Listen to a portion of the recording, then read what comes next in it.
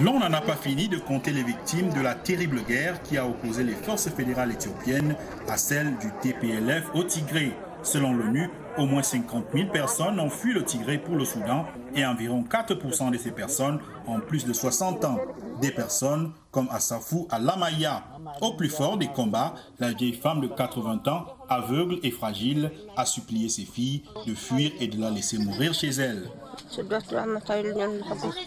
Je vivais une vie confortable. Je n'imaginais pas que quelque chose de pareil se produirait. Quand je suis retournée en Éthiopie, j'étais heureuse de vivre en paix et en bonne santé. Nous ne nous attendions à rien de pareil. C'est encore pire que la famine. Il y a tellement de violence maintenant. La vieille femme, originaire d'Ouméra au Tigré, n'a pu arriver au Soudan que grâce à la détermination de ses filles.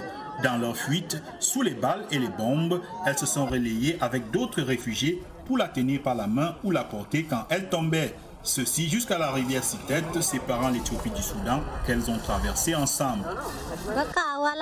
C'est notre mère. Elle nous a allaités, elle nous a élevés. Nous ne pouvions pas la laisser derrière. On s'est dit, si on réussit, tant mieux. Si elle meurt sur la route, nous l'enterrons en chemin. Soit nous vivons ensemble, soit nous mourrons ensemble. La situation a été plus compliquée pour certains Tigréens dont les familles ont été séparées et qui n'ont eu d'autre choix que de fuir sans leurs proches. J'ai laissé mes enfants derrière moi et je les cherche depuis 17 jours. Je ne sais pas s'ils sont encore vivants ou morts. Depuis que je me suis enfui des Tigrés, je n'ai pas pu me reposer une seule nuit parce que je n'arrête pas de penser à mes enfants. Dans le camp d'Umrakuba, où se sont réfugiés bon nombre de Tigréens, c'est un véritable calvaire pour les personnes âgées. Certains vivent dans des abris de fortune, faits de bâches en plastique et de bois. D'autres, arrivés sans l'approche, n'obtiennent pas automatiquement un abri.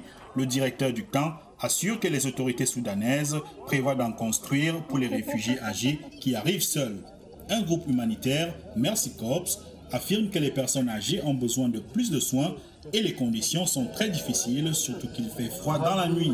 Elles ont en plus difficilement accès aux médicaments, surtout pour les maladies chroniques comme l'hypertension ou le diabète.